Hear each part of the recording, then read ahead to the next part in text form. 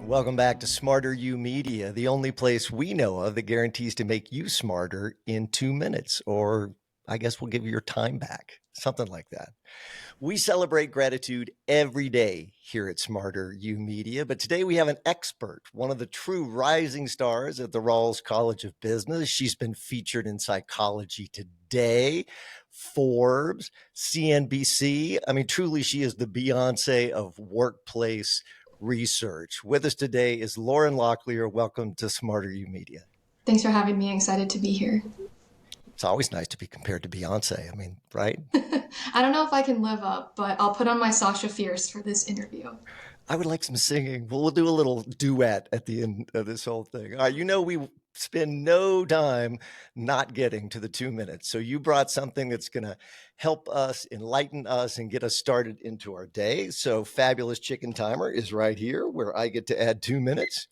That's one, and that's two. So Lauren Locklear, make me just a little bit smarter.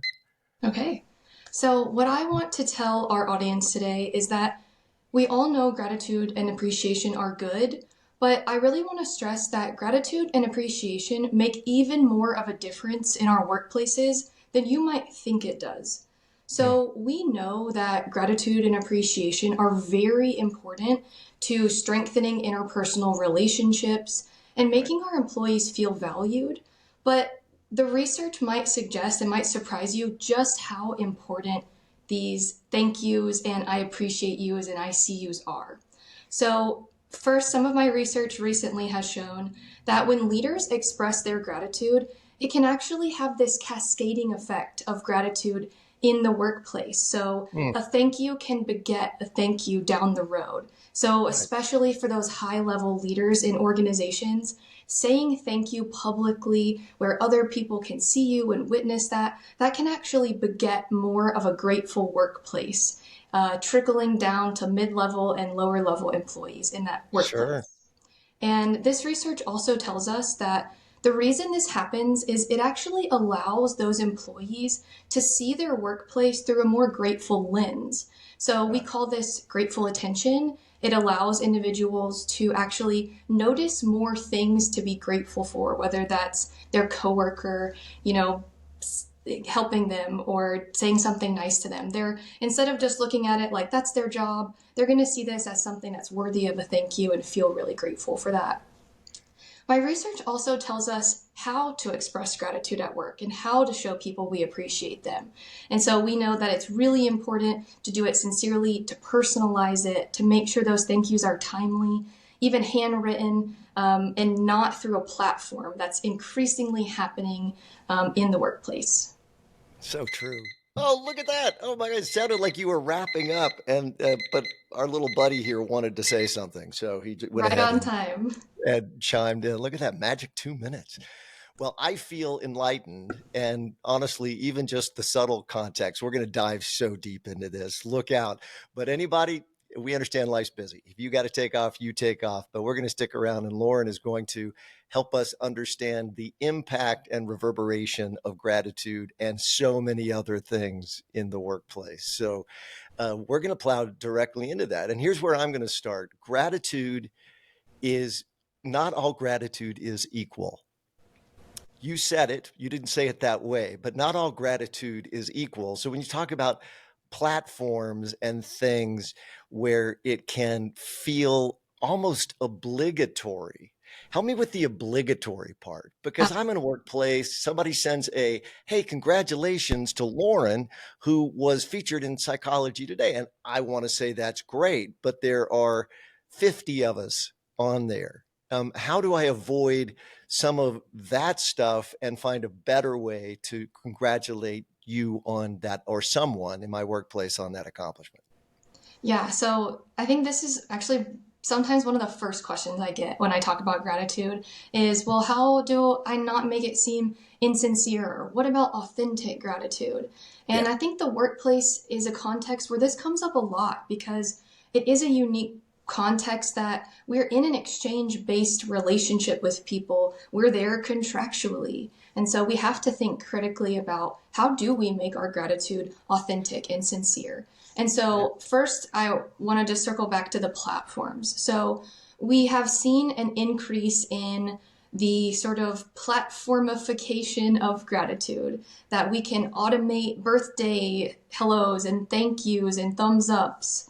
And that has recent research has been coming out. Adam Presley has an interesting paper from the University of Waterloo that shows that this platform nature of gratitude and appreciation actually just doesn't work. It doesn't make people feel appreciated, and people know that it is obligatory, that we're doing it because I have 6 coins I have to spend this semester on the Yeah. platform. And so those types of thank yous are really, we're increasingly seeing not working. What does work is a personalized, timely, especially one-on-one type of message, whether Hmm. it's a text or an email, a handwritten note. I think the art of the thank you letter and thank you note is really lost in today's world.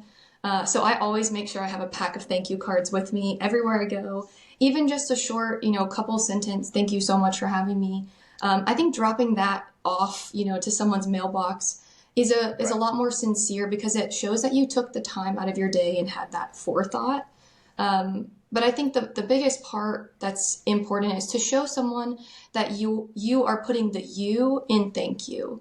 And so Sarah Aljo has interesting research that shows us that we have a tendency sometimes to make a thank you about ourselves, about, I got so much out Yes. of that thing that you did for me. Yes. Or Yes. what you did is great for the College of Business, but really putting the you in the thank you. So what did that Yeah. person do? What was the Yeah. action that they did? Do they have a certain skill or personality trait that you want to highlight? Wow, you are such a great teammate. That was such a helpful action. That was really caring of you. Whatever you can do to highlight that other person, that will also add to that sincerity and personalization and make the gratitude even better. And go the longer mile. Yes, better than thank you. But what do you think of me? I am an absolute believer. It's amazing, honestly, if you think about it, that interpersonal relationships, which are what life is. I mean, it breaks down to what life is everywhere, all the time, all the stuff, and everything else is incidental in some sort of way to our relationships. The fact that we need to have an entire area of study in the workplace for us to somehow revitalize and find a way to interact with each other. How do you find that in the research? In other words, where is the sort of historical perspective that helps me to understand the way that we developed in a society of business, entrepreneurship, and the like, that gets us to a place where we have to go, whoa, somebody's blowing a whistle and there's a cop on the corner to say, stop a minute and be a human. Yeah, I think if you look at management research and the history of us trying to understand the workplace, we really started by thinking, how can we squeeze the most productivity out of every worker? Yep. And, let's see how fast we can make this production line work. But what I think, especially now, researchers are thinking about and leaders are understanding is the workplace on a conveyor belt is pretty much gone. And Yeah. all of the work that we're doing is in teams. It's relying on others. We're interdependent with people face to face and in computer screens all over the world, sometimes and in different time zones. And instead of, the oil on the conveyor belt making things go, interpersonal relationships is kind of the social glue and social oil, so to speak, of today's workplace. And so figuring out the levers that we can pull to make those relationships stronger and better and higher quality, broadly speaking, is really important, especially with knowing things that like bad behaviors, mistreatment, rudeness are on the rise in today's workplaces. So, Mm. things we can do to reduce those bad behaviors, strengthen relationships, and just make kind of the workplace go round is really important, because we know downstream that does lead to productivity. It does lead to a better workplace. But, culture and the way people treat one another is kind of that foundation in the modern day workplace. All right, let's follow the metaphor. So let's start pulling the levers, right? So, what are the particular things that I can do that start helping me sort of get on the better path? We start with gratitude, which I think is a beautiful launching pad. And we should get into what that means in your life, not just your workplace, but we'll do that a little bit later. So, let's just take the workplace. Let's stay there and say, okay, so yes, a thank you is really great. Being gracious, that's terrific. Beyond that, what's the next lever that I can pull that helps me deal with my workplace better? Yeah. Another area that I research is interpersonal mistreatment. And we know from research that a lot of times at work we're depleted. We feel maybe tired or we're stressed. We have too much work going on. And this leads us to this state of what we call in research depletion or resource loss. And Mm, sometimes when we're in these states of depletion, we're tired, we're just kind of cognitively, not present. That leads us to maybe say something rude or give someone the cold shoulder. Even if we don't mean to, it kind of just slips out. Maybe we're in a bad mood or we're not just being present, we're not in that right headspace. And so there are lots of things that we can do to try to regain those resources and try to be in a better place. There are small, short interventions that we can engage in as individuals. Or if I'm a leader, I could, start my work team touch base with these types of resource enhancing interventions. So one of the things I have studied, of course, because I love gratitude, is can gratitude interventions actually reduce interpersonal mistreatment behaviors like gossip, ostracism, and incivility? And we know yeah. that even journaling for just 10 minutes about what you're grateful for can actually reduce how rude, how much gossip you engage in, and how ostracizing you are to others because it enhances those personal resources that I mentioned. Another work in progress looks at what I call a nature or biophilic intervention. So, just going outside to sit in and notice nature for 10 minutes a day is another way to replenish resources and prevent us from engaging in those bad behaviors at work. So sometimes we just need to recenter for 5 or 10 minutes when we're feeling a little depleted. Take that time to recognize, maybe I'm not in the best headspace today, or maybe I'm a little tired. I'm feeling that depletion. So let me take a minute to kind of recharge, reset, and make myself feel better so I'm not acting badly. Those are great suggestions. And so if I'm the CEO of the company, I can build things like that into the environment. If I'm not, even in my cubicle, I can really make sure that I take time for that. And I tell you, knowing how the workplace works, 10 minutes sounds like an eternity. We say we'll make you smarter in 2 minutes. And I think most people who come on the show are shocked how long 2 minutes actually is.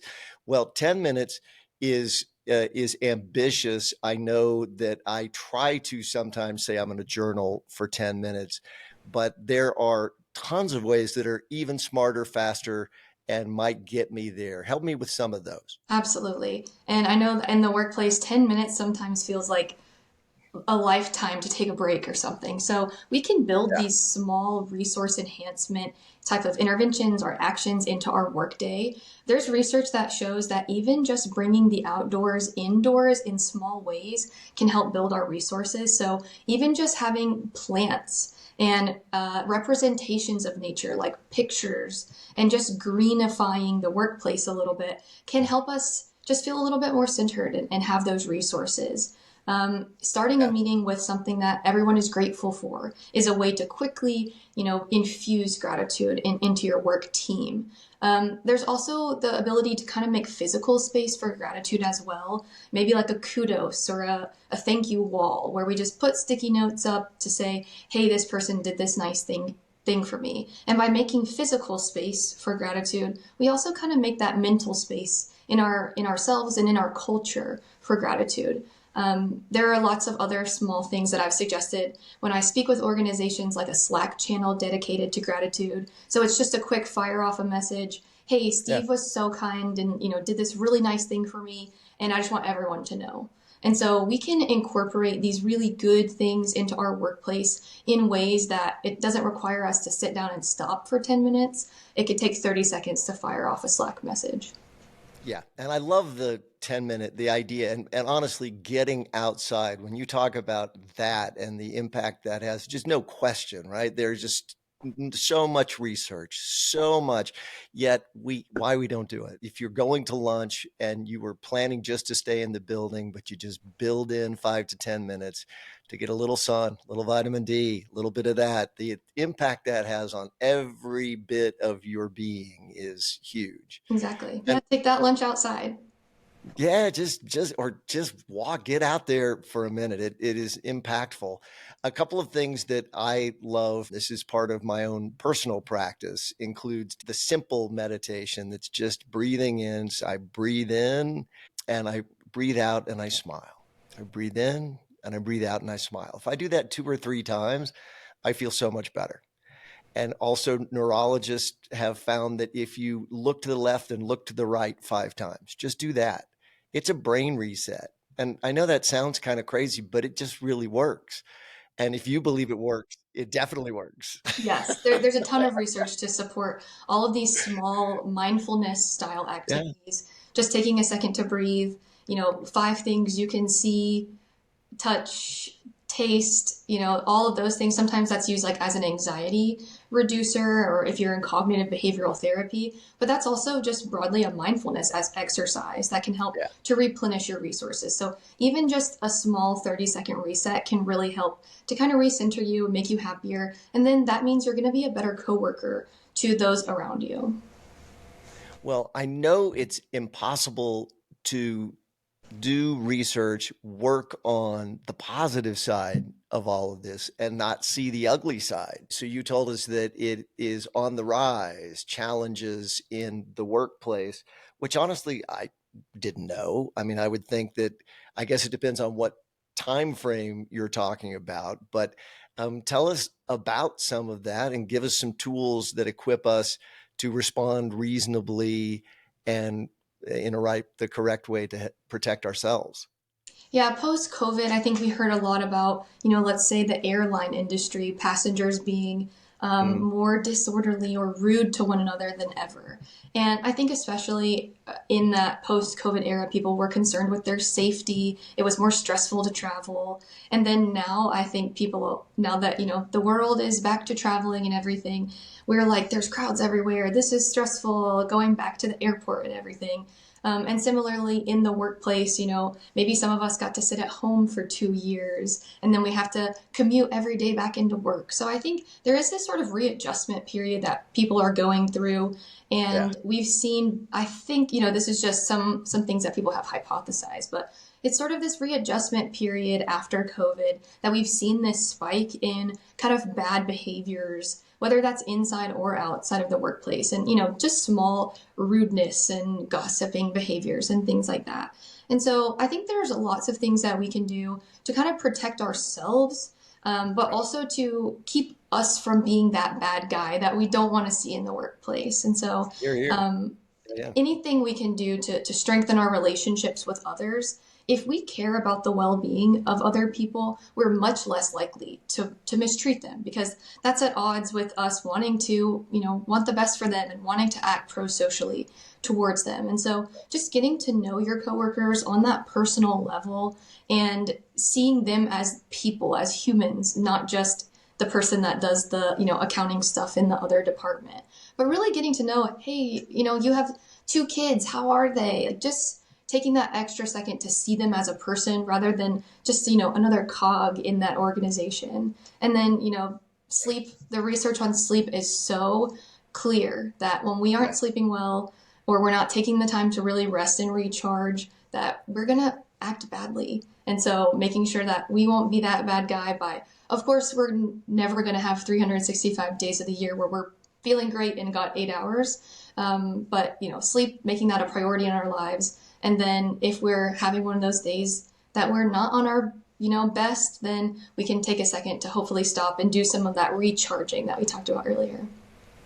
One of the greatest tools I've found is from nonviolent communication. That whole movement has a beautiful phrase, which is they're doing the best they can with what they have. And so I find encountering someone who's having a bad day, because we all have bad days, and something comes at you that you don't expect, being able to take a breath that gets between you and the moment of the emotion, because we want to respond right away, and just think, doing the best they can with what they have, like we all are, take a breath, and that can keep things from escalating. And I love what you say about not wanting to be the beast, right? Don't be the beast in the workplace. We don't want to be, none of us want to be that, but there are times that you get home after a day and you just you just think, I was not myself today. And so resets like you're talking about are tremendously helpful. Absolutely. I think in my classroom, for example, I always tell my students on the first day, we're going to talk a lot about our workplace experiences and the good and the bad at work, but we're always in our communications going to assume positive intent. Because if we give people the benefit of the doubt, if they misspeak, that's okay, they can clarify, as long as we give them the benefit of the doubt. And so my colleague and I, Shannon Taylor, have some work in process right now on basically intentionality and mistreatment. Because any act of mistreatment, any bad behavior at work is in the eye of the beholder, of course, but there could be two or three people that see the same action and think of it differently. Someone could say, well, that was an accident, or I can't believe they would do that intentional thing. And someone could say, well, maybe it was somewhere in the middle. And so just really trying to unpack and think about people's intentions and motives for acting, and even thinking of our own if we have been the bad guy sometimes at work. What made us do that? Why did we act that way? And after the fact, maybe thinking through, well, that's what got me in this situation to act badly, and I can correct that later. But I think giving people the benefit of the doubt can allow us to have that dialogue and communication rather than just assuming that they meant to harm us. And then we can't move past that just as well, but not have that dialogue like you're saying. Yeah, escalation's tough. The magic word to me is curiosity. I mean, if there's a way, and I wish I were better at it, but at least I have an intention of trying to be more curious and less responsive, because curiosity allows you to sort of go, like a dog. I love dogs, right? So dog, the little tilt of the head, gives you a moment to process something in a different way. I love what you talk about when you say that people actually see things differently. It's remarkable in this Smarter You Media stuff how many times I've referred to the old Asian film Rashomon. And I don't know if you know it, but essentially it's an event, a rather horrific event that 5 people witness. And the whole movie is seeing each of what that person witnessed all the way through. And then number 6 is what, quote, really happened. And of course, it's not what any of them saw. Well, Wow. that's life. That is life, and that's exactly what I'm researching. So I'm going to need to watch that movie, I think. Oh, it's an oldie but a goodie.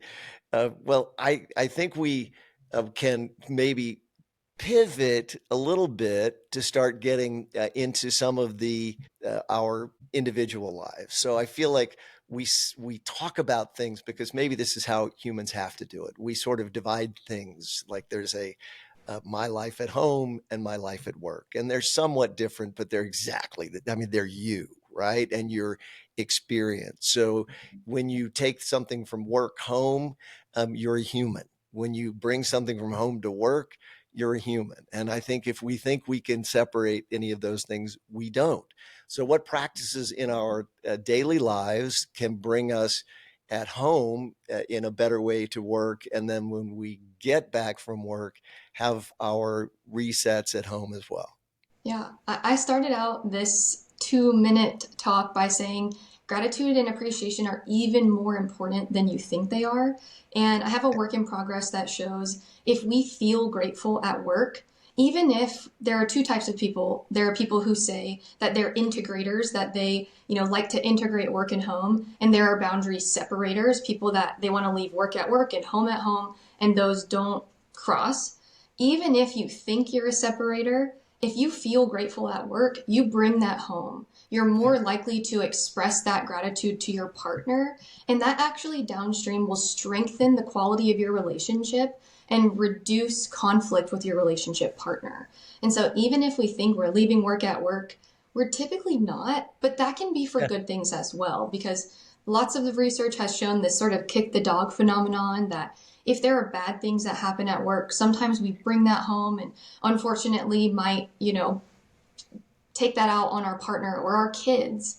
And in this way, we kind of flip the script and say, we bring the good things home too. And so I think it just really underscores how important it is to be the person that makes someone feel grateful at work and to try to foster those grateful experiences, because we can take those home and that can positively impact our home life. There's lots of other things that we can talk about too that we can do to be the better version of ourselves at home as well. Yeah, well, let's unpack it. Why not? I would love to sort of have things and put you on the spot. What do you do? I mean, I'll be honest, I feel like it's really easy to talk about this stuff. I feel like it's a lot easier to talk about this stuff than it is to live this stuff. So let's be honest with ourselves today. Let's sort of say, okay, what do you do? What do you aspire to do? And what's the hardest thing that you don't always get to? Yeah, I think that's so realistic to say that it's easy to talk about these things and we're always going to want to aspire to be a better version of ourselves. But, we don't have Beyonce's 24 hours since we started talking about her. So, what Yeah, can we right back to actually Beyonce. the research on interventions, specifically positive psychology interventions, ways that we can kind of have a higher well being as individuals, tells us that there's something called the hedonic treadmill. And so over time, we actually get used to these different things that we might do, these practices we might engage in to feel better and have better well being. So it's actually very normal for us to engage in these things a little bit at a time and take a break and pick it back up when we're feeling down. So for anyone who's like, I just can't stick with my gratitude journal, that's okay, that's normal, and it actually might be Yeah. good for you to take that break. So I'll tell you what I do. I love to gratitude journal, but I'm not doing that every day. And the research doesn't really suggest you should be doing that every day. Uh-huh. It's good to have, a week or two where you're really having this practice, because it allows you to see new things that you wouldn't necessarily see in days 1 through maybe 5. You can come up with, if you're trying to find something new for 2 weeks, you're really going to have to think, wow, I have a roof over my head. I'm so grateful for that. You're going to get creative and see kind of that grateful lens. So I go through phases with my gratitude journal, but I also, especially in my personal life with my personal relationships, I really like to especially text my friends and family and just tell them how grateful I am for them, even in like funny, silly ways with emojis and like, so grateful for you because otherwise I'd be having a minty bee right now with this project or whatever. And Yes. so just like taking a quick second to shoot a text, because research shows that we underestimate how nice it is to do those things. We think it's going to be awkward to say thank you and to Mm. appreciate other people, and we underestimate how much they're going to appreciate that and how impactful it is to them, and then it strengthens your relationship. So I'd like to take a moment and do that. Yeah. I'm not sponsored, even though if you want to pair up, I'm happy to. But Headspace is like my favorite thing. I tell all my students about Headspace, and Yeah. there's 3-minute mindfulness tricks. There's sleep casts if you can't fall asleep. And I really Mm. think that's something in my personal life that helps me be a better version of me. And also, they're really fun. It's gamified, and college Yeah. students can have a subscription for $9.99 a year for the whole time they're in college. And I think especially when we're in undergrad or an MBA program or something, we're pretty stressed. So a little mindfulness can go a long way. So the Headspace app is like my wellness superpower. I love that you have a superpower. So now we have to ask you, if you could have any superpower, which one would you choose? That's a great question. If I wish I could like write at super speed, because I have all these papers and projects in progress that I want to get out to the world because I think they're important and impactful to make our workplaces better, but I can only write so fast. So if I could write like Superman speed could fly, that would be the superpower I would choose. That is such a good academic answer. I mean, that just that's absolutely priceless. I love it. Uh, well, I will tell you that the one of the great neurologists that I really enjoy does two things. in his personal life. He wakes up in the morning, and before he gets out of bed, so he'll throw his legs out the side of the bed, and then he says to himself, today's going to be a great day. And I always add to that because I get to decide how I'm going to look at today. And then before he goes to bed, about 20 minutes before, he takes time just to reflect on a few things, not a long list, a few things that he's grateful for from the day that were great, which sets your mind to be in that space while you're sleeping, which helps with all the sleep stuff that you're talking about. I love those two little tips. Coming full circle. Yeah, 100%. When we talk about our our world, it has so dramatically changed. I think when we have rising incidents, as you cited in your research, of people having challenging interactions at work, that has to be at least partially tuned into the fact that we are technology bound. The technology has its own effect on our very lives, but add to that the fact that algorithms are tailored to get you to stay there more, which means I'm going to reinforce whatever your point of view is. How do we, first of all, see that in a lens that has research backed notions, but then beyond that, what are my real possibilities for tools to deal with it? Yeah, I think you're so right that especially working virtually or hybrid, the workplace is different and the relationships we Yeah. form are really different. There's sort of a joke online about how, oh, I'm friends with like Jim, the 70-year-old guy at work who in my normal life I would probably have never run into, but like we're BFFs. And if we're not having that face to face time, me and Jim may not have that relationship. And so I think we have to be really creative and intentional with fostering those relationships in a way that's authentic and not forced. So I think there is Right. this, especially when we were in the COVID era, there was this, I don't know, desire to force social interaction via Zoom Mm, or whatever. So, like, we're going to have a work yeah. happy hour on Friday evening. And people are like, Yeah. well, I kind of just want to live my life. I already worked 40 hours this week. So, figuring out, like, how do we balance Yeah. still fostering those relationships, but doing so in an authentic way that people want to engage? And Yeah. so, I usually schedule hour meetings. Some people will schedule, 50-minute meetings. But I'm intentional about starting those meetings, not just jumping right in and getting to work. And I mean, I think efficiency is important, but I think being Sure. intentional of what did you do this weekend? How are you? What's going on with you? Yeah. Any updates in life? And just taking that extra time because that's what you would do if you saw someone at the water cooler, the proverbial water cooler at work. And so taking that time in a virtual world that's like, I have 7 Zooms back to back today. So let me see if I can squeeze in a bathroom break and a coffee between some of these. Just Yeah. taking that extra second to get to know people. And so in the interpersonal relationships literature, one of the key mechanisms that we talk about is perceived responsiveness. And this is sort of the relationship sauce that goes on every personal relationship, but this applies to the workplace as well. And so perceived responsiveness is just the perception that someone cares about you, values you, Mm, sees you for you. And so, yeah. to the extent that we can do any small things that make us responsive to others, that make us, Right. seem that we value them, to show them that we do value them and see them for them, those small things go a long way, especially when we just want to scroll the algorithm or whatever. Connecting with others is important. I love it. And your theme that you started with is going all the way through our discussion, which is the little bits that you can do, the interactions that are real, and you can sense if somebody is not being real. We do.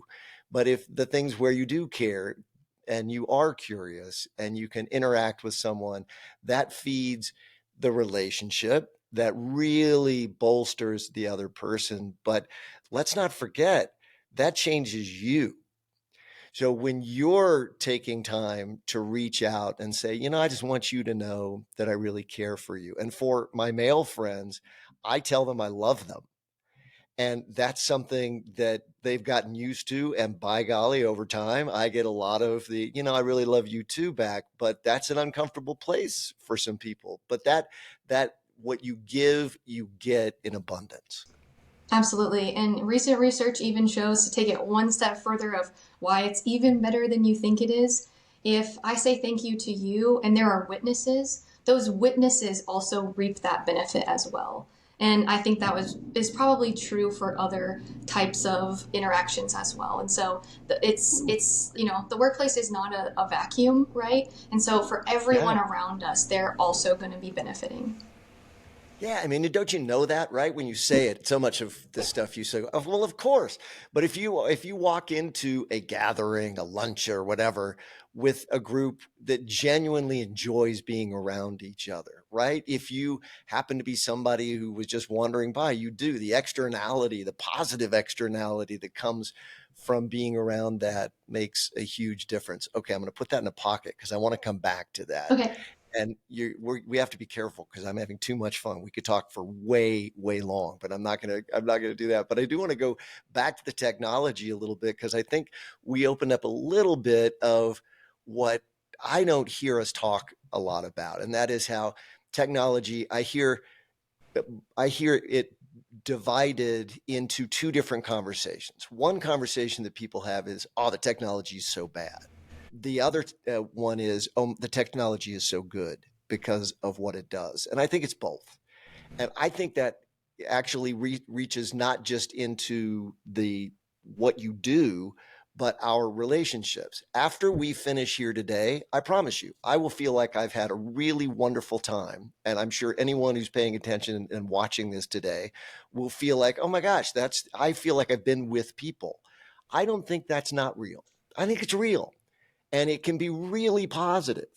What you mentioned as far as a back to back to back to back Zooms where you have those kinds of meetings, that feels a little to me like a prison sentence. And so I need to unpack that or have you help me unpack it a little bit because I think they're both true, but I need to find a healthy understanding and balance. Absolutely. I think this goes back to the resources conversation we were having, that we want to be intentional and invest in others and invest in our Yeah. relationships. But if we ourselves are depleted, it takes resources for us to invest in relationships and invest in others.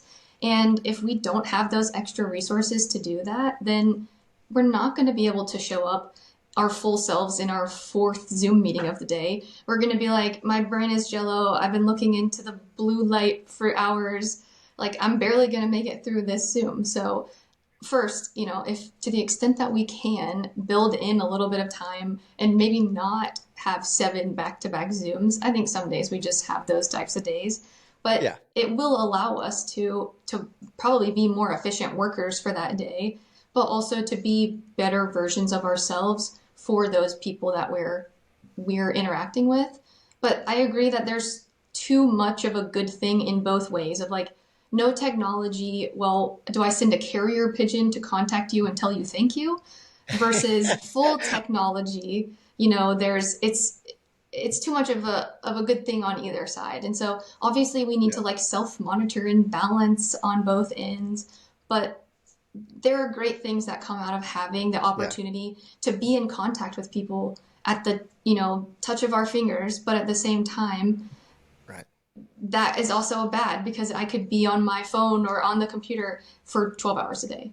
So we just have to be adults and balance that a little bit. And if we're in a situation or a job that we are doing 8 full hours of meetings all day, maybe that's something to touch base it with, your supervisor or leader and say, this doesn't feel very efficient and it doesn't feel very, like a great use of my time. And I am, being leaving this into this day super depleted, because if you're meeting, you're probably not doing the work that you're supposed to be doing too. So, Well, it seems to be that is, again, it could feel like if you have 7 hour long back to back Zoom, you feel like you've been working, but how much of the things that you really needed to get done did you get done? And I think that's one of those things we're trying to balance because technology is so new, right? We're still sort of adapting and figuring out yep. how that works. And this speaks to the idea of job crafting. So we all have jobs and we have roles and responsibilities that we have to do, but we can craft those roles in ways that we Yeah. can lean into the things that we really enjoy and maybe lean out a little bit of the things that we don't enjoy. We can craft our roles and our jobs in ways to make them better and more fulfilling for us. And especially if we're in a role that we're really valued, we can work with those around us to figure out how can I do more of the things that I like and less of the things that don't fill my cup. So working through that job crafting is a really cool exercise that we can do to make our workplace better and make ourselves better workers. Yeah, and Atomic Habits, James Clear. I don't know if you've, but that one of the great books, Yeah. I think. And I always think of these things again as easy to talk about and hard to do. What I love about the research that is really out there is that we will always do the easy thing. We just do the easy thing. We can think we have willpower, but willpower does not win. It's good to have it. It's good to try to exercise it. But honestly, make the things you want to do easy to do.